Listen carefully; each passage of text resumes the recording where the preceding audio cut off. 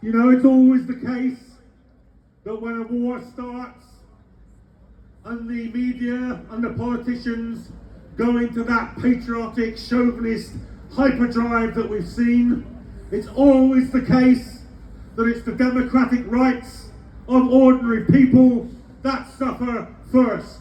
Your right to say something different, your right to speak out, your right to say something that isn't the mainstream narrative, that's the first casualty.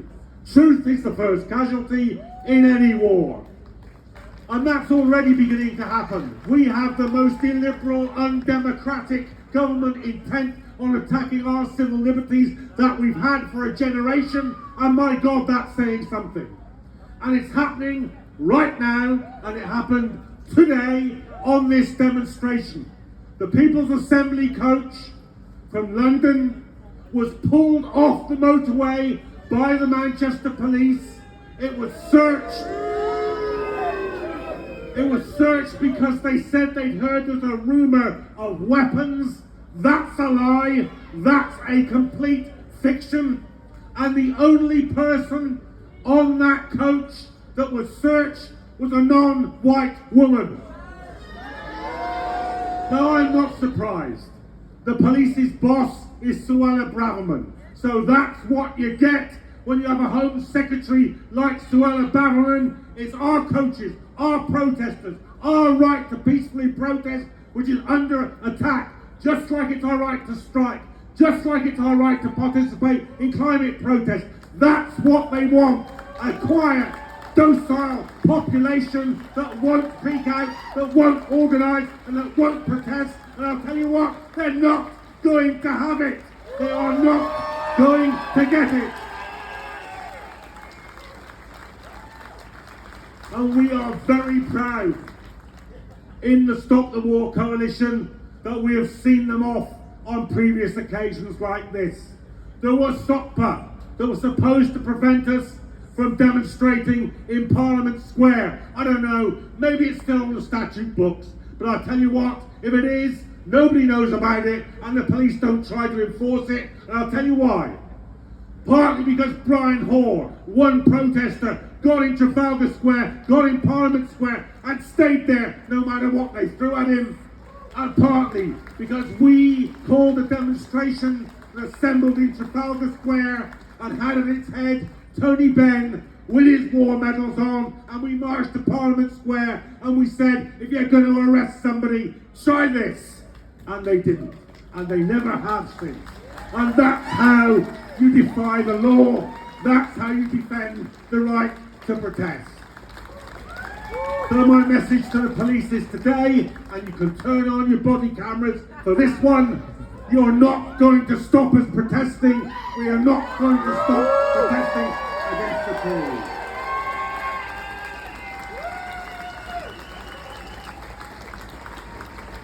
I want to say one or two things about defence expenditure, because this is a very dangerous thing for us all.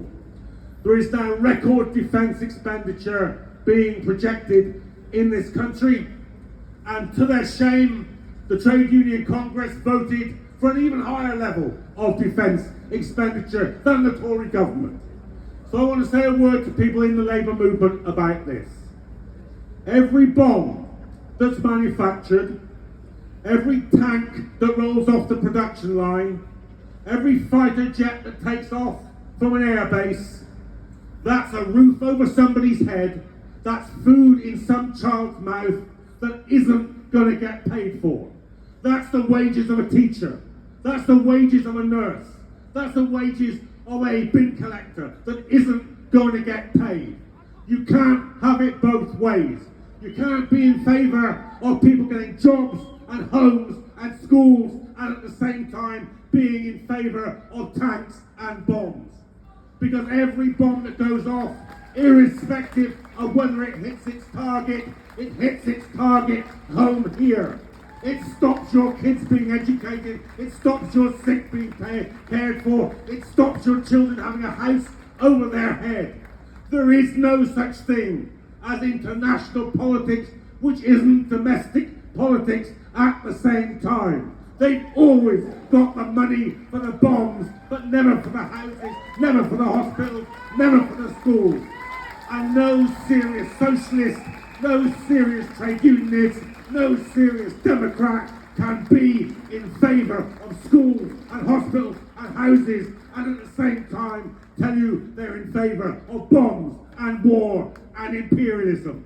The two things go together. Progressive politics at home mean anti-war politics abroad. That's what it means. That's what the Labour movement should stand for, and anything else is the most craven surrender to the arms manufacturers and the war mongers. That's the truth. Keir Starmer has already made that surrender long, long ago. But we will not watch the meat grinder of the Ukrainian war going on, killing tens of thousands in a hideous rerun of the First World War, of the trenches and the minefields, and put our hands up and say, yes, that's great, we really want that to happen. We really don't want that to happen. And that's not because I'm an ally of Vladimir Putin. I support Russians, the anti-war movement in Russia. That's who I support. And I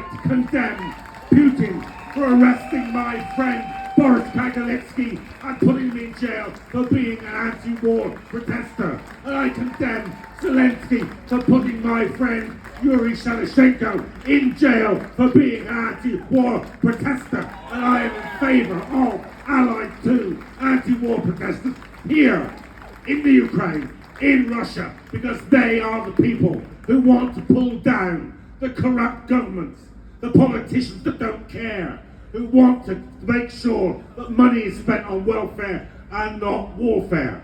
And by the way, don't lecture me about freedom of speech and how bad Putin is. I know how bad Putin is, but you are not the people to lecture me when you have Julian Assange in Belmarsh prison for telling the truth about the war. The day I'll be listening to those people over there is the day that he walks free from Belmarsh prison. So this is very simple.